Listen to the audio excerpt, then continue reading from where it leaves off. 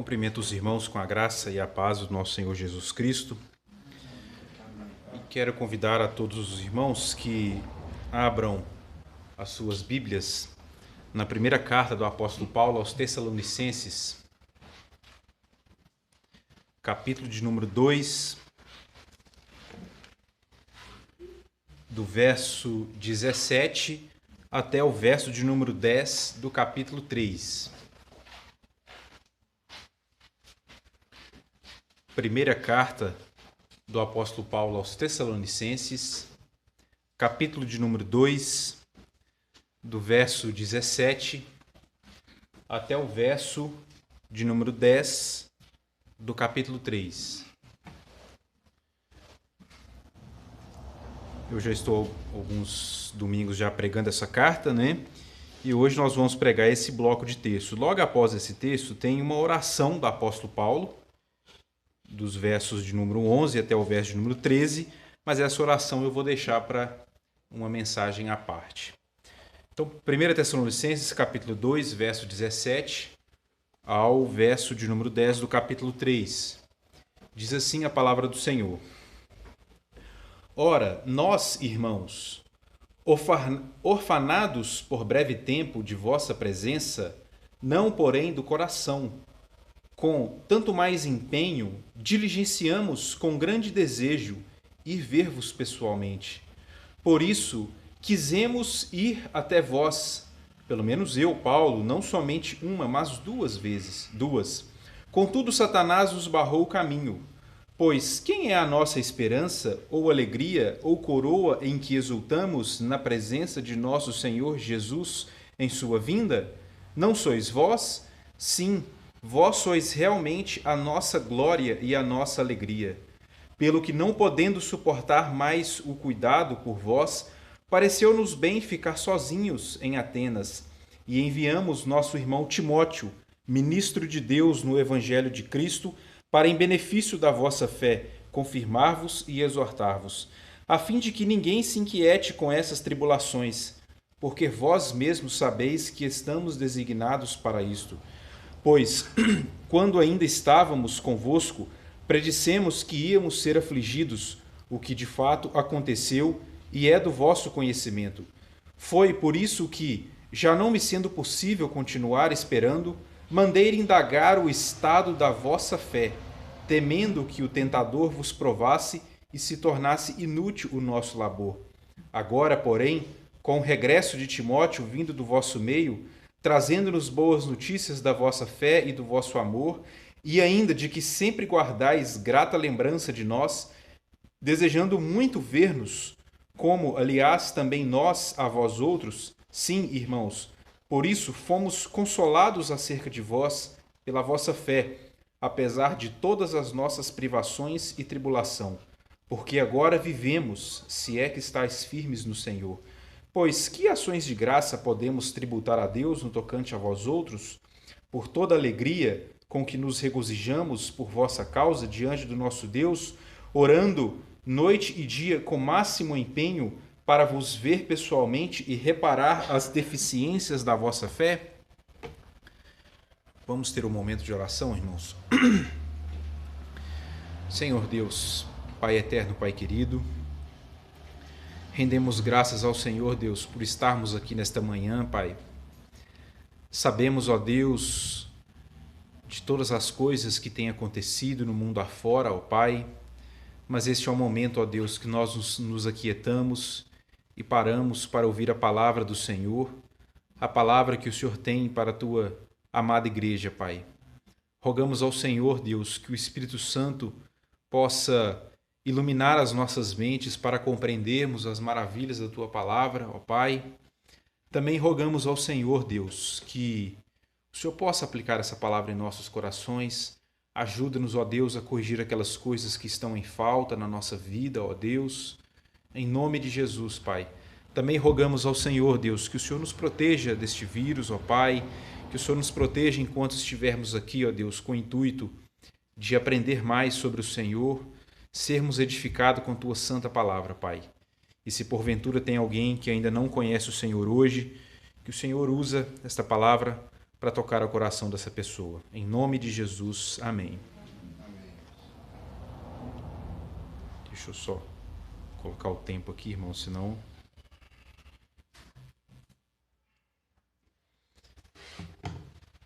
Irmãos, as cartas do apóstolo Paulo, normalmente uma coisa que a gente sempre vê nas cartas paulinas, né, que é o nome que nós designamos para as cartas que o apóstolo Paulo escreveu, é que muitas de suas cartas existem inúmeros relatos históricos a respeito das experiências que Paulo enfrentava durante a sua jornada como missionário, como pregador do evangelho, como ministro de Deus, especialmente ministro aos povos gentios. Várias cartas nós vemos muitas vezes os relatos de Paulo, né? As lutas que ele enfrentava, os seus desafios, os seus temores, as suas exortações, que às vezes eram exortações duras, como ele traz na carta aos Gálatas. E uma das coisas que a gente sempre nota nesses relatos que Paulo traz, nas suas preocupações, nos seus temores, é a preocupação que Paulo tinha com a saúde das igrejas. Isso era algo que ocupava a mente de Paulo e eu tenho a impressão que às vezes até tirava o sono de Paulo. Por exemplo, nós temos um relato muito interessante, eu não preciso dos irmãos abrirem, eu vou ler aqui, que é o relato que ele faz na segunda carta do apóstolo, a sua segunda carta aos Coríntios, capítulo 11, verso 22 a 28, que ele diz o seguinte: são hebreus? Também eu.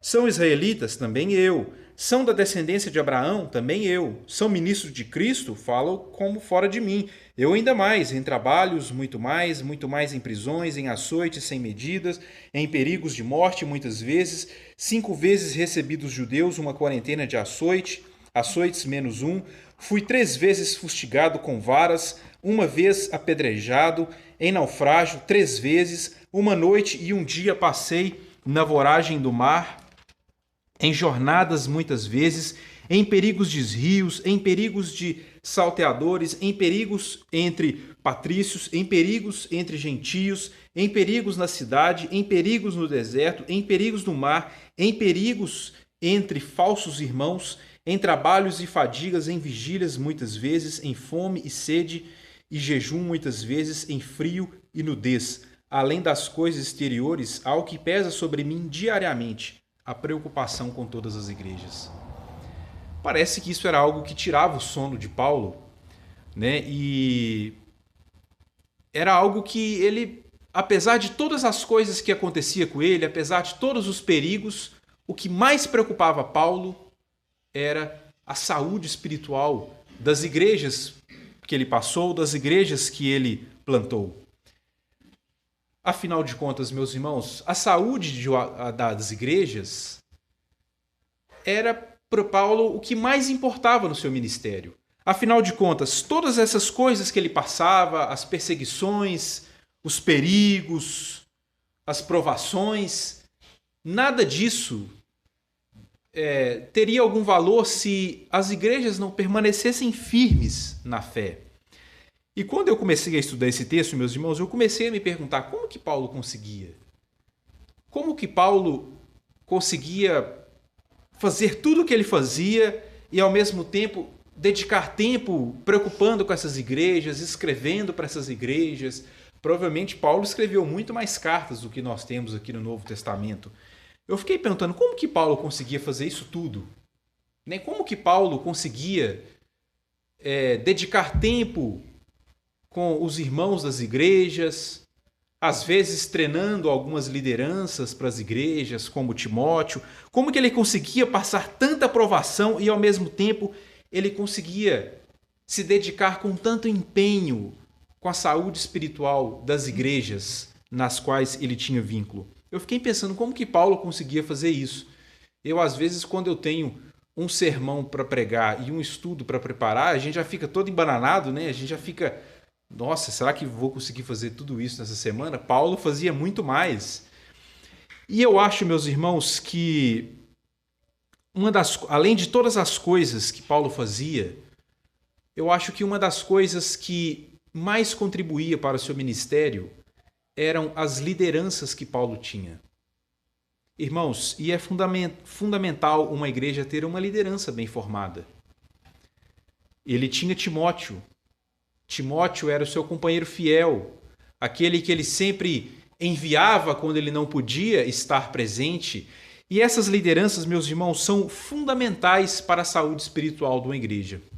E é mais ou menos sobre isso, irmãos, que eu gostaria de tratar neste sermão. Hoje eu farei um pouco diferente. Hoje eu vou fazer uma exposição corrida, sem divisões, e no final eu farei as devidas aplicações sobre quão importante é a saúde espiritual de uma igreja para o apóstolo Paulo e como que as lideranças contribuem para a saúde espiritual de uma igreja.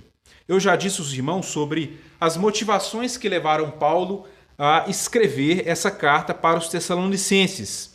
E agora, mais do que nunca, Paulo vai esclarecer um ponto que virou motivo de dúvida a respeito do caráter do apóstolo Paulo entre os irmãos da igreja de Tessalônica. Eu disse aos irmãos que a passagem de Paulo por Tessalônica foi uma passagem muito conturbada. Paulo ficou provavelmente menos de um mês na cidade de Tessalônica, mas os judeus se levantaram contra Paulo e fizeram um alvoroço na cidade. A gente pode ler isso, por exemplo, em Atos capítulo 17, eu vou ler para os irmãos. Atos capítulo 17 descreve o momento conturbado que foi para o apóstolo Paulo enquanto ele esteve em Tessalônica, que diz assim: tendo passado por Anfípolis e Apolônia, chegaram a Tessalônica, onde havia uma sinagoga de judeus.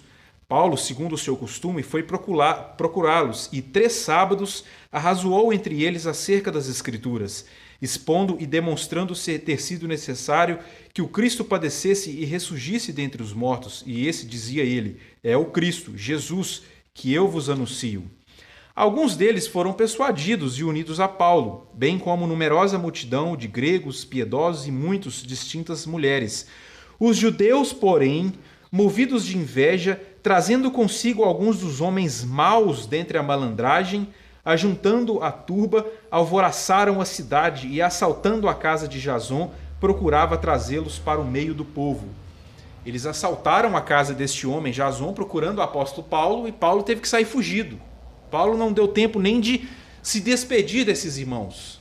Ele saiu na pressa mesmo, provavelmente na madrugada, fugindo dos judeus. Ele não teve tempo de despedir ali dos gentios e também de alguns judeus que se converteram através de suas pregações.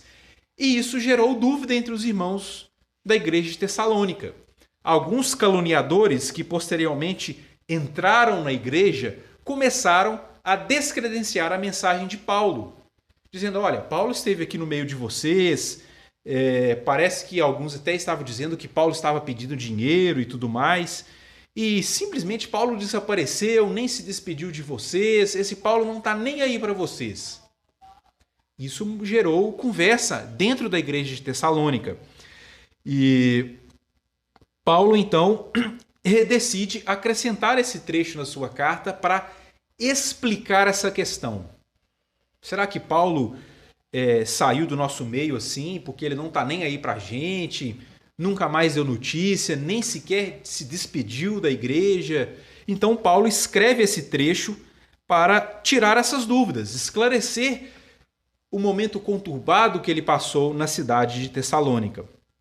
Então Paulo começa esse texto, no verso 17, dizendo exatamente isso. Ora, nós, irmãos, orfanados por breve tempo de vossa presença, não porém do coração.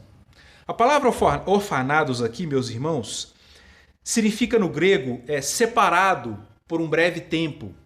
É a palavra que deu origem ao que nós conhecemos como orfanato ou órfão. Paulo está dizendo que por um breve tempo eu fiquei separado de vocês presencialmente, mas eu não fiquei separado de vocês do coração. Eu estive em oração pela fé de vocês, eu estive orando por vocês, eu estive sempre colocando vocês nas minhas orações, rogando a Deus que vocês permanecessem firmes na fé. E e eu tentei ir visitar vocês pessoalmente, ele diz, com tanto mais empenho diligenciamos com grande desejo e ver-vos pessoalmente. Paulo tinha um desejo profundo de rever aqueles irmãos, e nós não sabemos se Paulo de fato visitou novamente esses irmãos, mas ele tinha um desejo muito forte no seu coração de rever esses irmãos pessoalmente, saber como estava o estado da fé deles, como eles estavam caminhando na fé. Ele expressa esse desejo incessante de visitar esses irmãos, mas ele foi impedido. Ele tentou várias vezes, ele fala, por isso quisemos ir até vós, pelo menos eu, Paulo, não somente uma, mas 2 vezes. Paulo tentou ir visitar esses irmãos, mas ele não teve sucesso. E ele diz no verso 19 que eles, esses cristãos de Tessalônica, são a sua coroa e alegria, de tanto carinho que ele expressava por esses irmãos. Esses irmãos estavam duvidando disso. Olha, eu acho que Paulo não quer saber mais da gente, não. Paulo ele foi embora, nunca mais deu notícia. E Paulo fala no verso 19, pois quem é a nossa esperança, ou alegria, ou coroa em que exultamos na presença de nosso Senhor Jesus, nem sua vinda? Essa palavra coroa aqui é muito interessante. Quando Paulo foi escrever para os irmãos a carta aos Filipenses, ele disse no capítulo 4, vocês são a minha alegria e coroa. Essa coroa, meus irmãos, era aquela coroa de folhas de louro que alguém ganhava depois de vencer normalmente nos jogos gregos que existiam na época. Essa coroa de louros ela é usada, não sei se é usada ainda nos Jogos Olímpicos. Os campeões recebem essa coroa de louros. É a coroa triunfal que um vencedor recebia após uma vitória. E essa era a coroa que Paulo olha para esses irmãos e ele pensa na volta de Jesus Cristo e diz, vocês são a minha coroa. Vocês são o prêmio de todas as coisas que eu sofri, de todas as perseguições, de todas as privações. Vocês são a minha coroa, vocês são a minha alegria, vocês são o fruto do meu esforço missionário. Esses cristãos são os frutos de um árduo trabalho, frutos de muito sofrimento e perseguição que Paulo enfrentou. E ele diz que diante de tantas tentativas que ele teve de ir visitar pessoalmente esses irmãos, ele diz no verso 1 do capítulo 3, pelo que não podendo suportar mais o cuidado por vós, olha a palavra que ele usa aqui, não podendo mais suportar mais o cuidado por vós, pareceu-me bem ficar sozinhos em Atenas e enviamos nosso irmão Timóteo. Irmãos, Timóteo era um dos fiéis companheiros do apóstolo Paulo. Homem de confiança, homem que levava a sério o trabalho com as igrejas, se empenhava por cumprir a sua tarefa como ministro de Deus. E ele decidiu enviar Timóteo, seu companheiro fiel, o maior exemplo do que significa ser um ajudador. Observem no verso 2 o carinho que ele expressa por Timóteo. Ele diz no verso 2, e enviamos nosso irmão. Acima de tudo, Timóteo era para Paulo um irmão, ministro de Deus no Evangelho de Cristo, para em benefício da vossa fé. Paulo abriu mão desse companheiro fiel em benefício da fé dos Tessalonicenses, pois era isso que mais preocupava o apóstolo Paulo, a fé desses irmãos. Paulo amava muito Timóteo e abrir mão do seu companheiro fiel deve ter sido uma tarefa muito difícil, mas era para benefício da fé desses irmãos. Paulo cita apenas Timóteo aqui, mas acredita-se que Silas depois foi também. Aqui foi o momento que Paulo ficou preocupado com esses irmãos. Ele manda Timóteo e depois Silas vai. Depois os dois regressam trazendo notícias da igreja e depois Paulo manda Timóteo de novo, já com a carta em mãos. Essa carta que nós estamos estudando. E em outras palavras, a saúde espiritual dos crentes era a maior preocupação do apóstolo Paulo. Irmãos, uma vez que esses irmãos tivessem a sua fé abalada, a sua fé destruída por causa dos caluniadores que estavam se intrometendo no meio, para Paulo todo o esforço missionário teria sido em vão. E quando os cristãos de Tessalônica souberam da boca de Timóteo, Timóteo chegou lá querendo saber notícias de Paulo, e ele também trouxe notícias sobre Paulo para esses irmãos. Timóteo comunicou tudo o que aconteceu, as perseguições, o momento conturbado que Paulo teve quando ele estava saindo de Tessalônica. Então, possivelmente, esses irmãos também ficaram preocupados com Paulo, sobre todas as perseguições que Paulo enfrentou. E Paulo diz no verso 3, a fim de que ninguém se inquiete com essas tribulações, porque vós mesmos sabeis que estamos designados para isto. Paulo está dizendo, olha, não fiquem preocupados com as perseguições que eu enfrentei, que Timóteo enfrentou. Nós somos chamados para isso. Fomos chamados para essas situações. O próprio Senhor Jesus Cristo já nos adiantou que enfrentaríamos esse tipo de situação. E ele diz no verso 4, pois quando ainda estávamos convosco, predissemos que íamos ser afligidos, o que de fato aconteceu, e é do vosso conhecimento. Quando eu estava no meio de vocês, eu disse para vocês, nós seremos perseguidos. Os judeus vão tentar impedir de pregar o evangelho para vocês.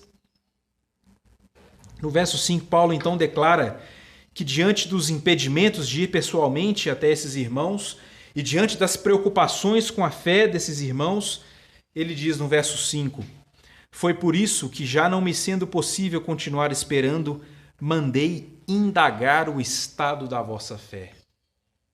Paulo estava extremamente preocupado com o estado da fé dos tessalonicenses. Pois para Paulo, a saúde da igreja dependia da fé dos irmãos, da fé dos membros da igreja. Irmãos, se os membros de uma igreja estão com a fé abalada, a fé esfriada, isso de forma generalizada, é um indício de que a igreja está adoecida. E nós temos que reconhecer isso. Temos que reconhecer quando a igreja não está caminhando bem espiritualmente. Pois para Paulo isso era o maior motivo de preocupação. Paulo não estava interessado tanto nas perseguições que eles estavam sofrendo. Para Paulo podia acontecer tudo com a igreja, até mortes por causa do nome de Cristo. Mas uma coisa não podia deixar passar batido: o estado da fé dos membros da igreja. Isso era o que tirava o sono de Paulo. E Paulo sabia, olha, eu não posso ir lá pessoalmente resolver este problema. Tenho que mandar Timóteo, meu companheiro fiel. Ele vai ajudá-los, ele vai levar a carta até vocês. E ele vai explanar essa carta para vocês. Isso era o que tirava o sono de Paulo, a vida espiritual da igreja, a saúde espiritual da igreja. Do verso 6 até o verso 10, Paulo fala sobre quando Timóteo regressou trazendo notícias. Ele diz, agora, porém, com o regresso de Timóteo, vindo do vosso meio, trazendo-nos boas notícias da vossa fé. Ou seja, Paulo estava preocupado com a fé deles. Timóteo, então, volta e traz boas notícias da fé desses irmãos. Olha, Paulo, pode ficar tranquilo. Eles estão firmes na fé. Eles não estão balançando na fé. Trazendo notícias da vossa fé e do vosso amor, e ainda de que sempre guardais grata lembrança de nós, desejando muito ver-vos, como aliás também nós a vós outros, sim, irmãos, por isso fomos consolados acerca de vós, pela vossa fé, apesar de todas as nossas privações e tribulação. Olha a tranquilidade que Paulo expressa no verso 7. Agora eu estou tranquilo. Agora eu estou em paz, porque agora eu sei da fé de vocês. Vocês estão firmes na fé. Vocês não estão balançando na fé. Vocês continuam crentes no Senhor Jesus Cristo, crentes de que Ele morreu para pagar os nossos pecados. Agora eu estou tranquilo, sabendo que a saúde espiritual da igreja continua firmada nas Escrituras. Olha o que ele diz no verso 8, porque agora vivemos, se é que estáis firmes no Senhor. Agora parece que Paulo está dizendo assim, agora eu posso descansar a cabeça no travesseiro. Agora eu sei da fé de vocês. Paulo expressa esse alívio. Para o apóstolo Paulo, era o que mais preocupava, era a saúde da igreja. Irmãos, alguns problemas, a igreja passa por vários problemas, né? Alguns problemas a gente resolve de várias formas, né? A nossa igreja tem problemas, a nossa igreja não é uma igreja perfeita. A nossa igreja tem problemas, por exemplo, questões financeiras. Às vezes nós temos uma baixa arrecadação. Só que são problemas que a gente resolve de uma forma ou de outra. Às vezes chega algum irmão, abençoa a igreja com alguma oferta, como aconteceu recentemente. Nós recebemos uma oferta para a reforma do imóvel. Alguns problemas a gente resolve de uma forma ou de outra.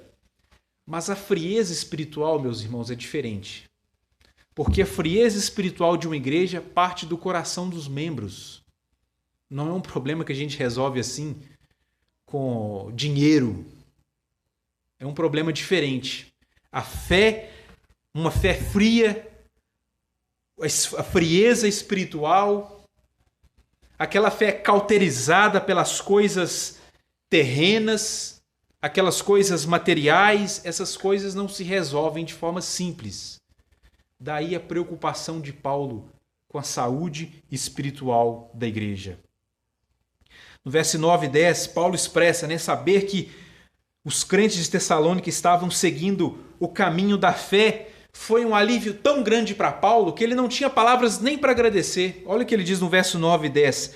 Pois que ações de graças podemos tributar a Deus no tocante a vós outros, por toda alegria com que nos regozijamos por vossa causa diante do nosso Deus, orando noite e dia, com máximo empenho para vos ver pessoalmente e reparar as deficiências da vossa fé? Olha que ele diz que, pois que ações de graças podemos tributar a Deus. Paulo não tinha nem palavras para expressar tamanha gratidão diante da notícia de que os irmãos da igreja de Tessalônica continuavam firmes na fé. E agora preste atenção no final do verso 10. Para vos ver pessoalmente e reparar as deficiências da vossa fé. A fé dos irmãos de Tessalônica era uma fé perfeita? Eles estavam totalmente assim, não, está tudo resolvido, não precisa de eu escrever nenhuma carta para esses irmãos, é só louvor e gratidão. Não. A fé deles não estavam 100% não. Eles tinham alguns problemas na fé. Eles tinham algumas dúvidas teológicas. E que Paulo, inclusive, vai responder essas questões teológicas no final da carta. Mas essas questões, meus irmãos, como eu disse, são questões que nós resolvemos de uma forma ou de outra. Mas para Paulo, o principal era a saúde da igreja, a saúde espiritual da igreja. A igreja tinha algumas dúvidas teológicas, a igreja tinha alguns entendimentos meio errôneos a respeito da volta de Cristo, ele vai responder isso aqui, mas a piedade, a santidade e o fervor espiritual desses irmãos era o que Paulo precisava saber, e isso estava ok. Irmãos, caminhando para a conclusão, eu gostaria de aplicar duas coisas muito importantes nessa passagem que nós estudamos. A primeira coisa, meus irmãos, que eu gostaria de destacar é que nós precisamos de pessoas iguais a Timóteo. Nós precisamos de lideranças na igreja. E a nossa igreja tem uma certa carência de lideranças. Paulo jamais seria capaz de pastorear todos esses irmãos, todas essas igrejas, sem as lideranças que ele tinha, tais como a liderança de Timóteo. E nós temos, irmãos, uma certa carência na igreja de pessoas que possam assumir trabalhos, assumir responsabilidades. Nós temos uma certa carência disso aqui na igreja. Por exemplo, se a gente precisar fazer uma eleição de um novo diácono aqui na igreja, possivelmente a gente não vai arrumar alguém. Possivelmente não vamos arrumar alguém. A igreja, meus irmãos, precisa de homens. A igreja precisa de homens capazes de assumir as coisas, assumir lideranças, futuros diáconos, futuros presbíteros. O pastor não dá conta de tudo sozinho. Paulo não dava conta de tudo sozinho. Se não fosse Timóteo, Paulo iria continuar com a preocupação sobre a igreja de Tessalônica. Por isso que ele envia Timóteo, homem fiel, companheiro na fé. A igreja, meus irmãos, precisa de líderes. A igreja precisa de pessoas. E era engraçado, me parece que antigamente as pessoas até brigavam por assumir as coisas na igreja. Hoje parece que mudou. Hoje é difícil a gente conseguir alguém para fazer alguma coisa na igreja. Assumir algum ministério, alguma coisa. Antigamente as pessoas envolviam. Antigamente eu falo assim, não só na nossa igreja, mas no geral. A igreja precisa de liderança. O pastor não consegue de todas as coisas sozinho. E liderança no geral, não somente homens, irmãos, mas também mulheres. Nós também precisamos de mulheres dispostas a assumir responsabilidades. Nós temos que pensar nessas coisas, meus irmãos. Temos que educar os nossos filhos, preparar os nossos filhos para serem possíveis lideranças na igreja. Assumir cargos, presbiterato, diaconia, trabalho com homens, trabalho com mulheres, coisas na igreja. Nós precisamos disso, meus irmãos. Quando a igreja é muito centralizadora em uma pessoa, normalmente não dura muito tempo os trabalhos. A gente não consegue, porque ninguém consegue fazer tudo sozinho. A gente não consegue abraçar o mundo. A igreja precisa de lideranças. Segunda coisa que eu gostaria de aplicar, meus irmãos, é sobre a saúde da igreja. Eu já vim falando sobre isso aqui. Um dos maiores problemas que uma igreja pode enfrentar é o esfriamento espiritual, uma fé abalada. Esse é o maior problema que uma igreja pode enfrentar. Uma igreja fria. A igreja pode ter outros problemas. Problemas que podem ser tratados, às vezes, até por meio do ensino bíblico mesmo, mas o problema do esfriamento espiritual, meus irmãos, é um problema grave que a igreja enfrenta. Porque é um problema que parte do coração dos membros. O problema da esfrieza espiritual é um dos maiores problemas que a igreja pode enfrentar. Os problemas que a igreja pode enfrentar, meus irmãos, a fé, uma fé abalada, uma fé fria, é um problema muito mais grave do que perseguição, falta de infraestrutura. Graças a Deus que nós estamos conseguindo um imóvel próprio. Graças a Deus nós oramos muitos anos por isso. E meu coração se enche de alegria saber que a igreja finalmente vai conseguir um espaço próprio. Mas isso não resolve o problema do coração, irmãos. Precisamos pensar sobre isso. Para Paulo, o que mais importa para uma igreja é a fé dos membros. Uma fé adoecida, irmãos, é indícios de que a igreja está adoecida. Cabe a nós refletirmos como está o estado da nossa fé. Cabe a nós, de forma individual mesmo, refletirmos como que está o estado da nossa fé, o estado da fé da igreja, como está a saúde espiritual da igreja, como está a saúde espiritual dos membros. O primeiro passo, meus irmãos, para resolvermos um problema é reconhecermos ele. E quando um irmão reconhece, olha, eu não estou bem, a minha vida espiritual não está boa, eu estou tendo dificuldade nisso, estou tendo dificuldade disso, não tem problema nenhum reconhecer isso. É motivo de louvor quando alguém reconhece isso.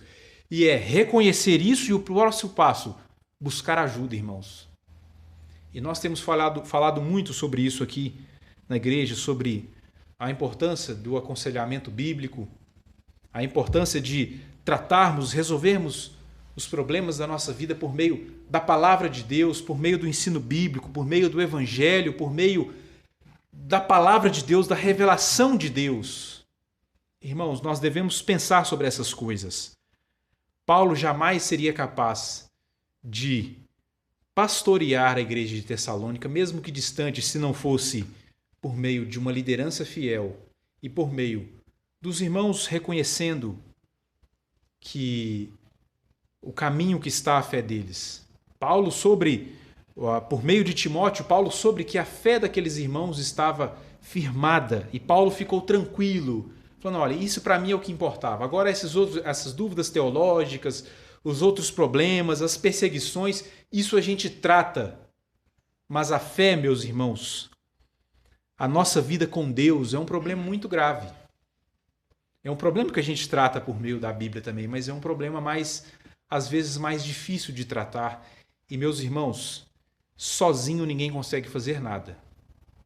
Sozinho a gente não consegue resolver os nossos problemas espirituais. Cabe a nós, meus irmãos, reconhecermos essas questões, reconhecermos o estado da nossa fé, reconhecermos que nós precisamos levar mais a sério as coisas de Deus e também reconhecermos, meus irmãos, que a igreja precisa de pessoas dispostas a ajudar uns aos outros. Isso envolve a liderança também.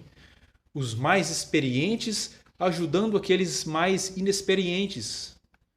Os mais experientes ajudando os novos na fé. Isso é liderança também. Liderança não é apenas eu assumir um cargo na igreja. Liderança é, às vezes, ajudar alguém. Falar, olha, deixa eu ligar para fulano, ver como é que ele está. Às vezes, comunicar ao pastor de alguma coisa. Falar, pastor, estou sentindo que o irmão não está indo bem. Talvez a gente possa fazer alguma coisa. Isso também é liderança, meus irmãos. Que o Senhor possa aplicar essa palavra em nossos corações.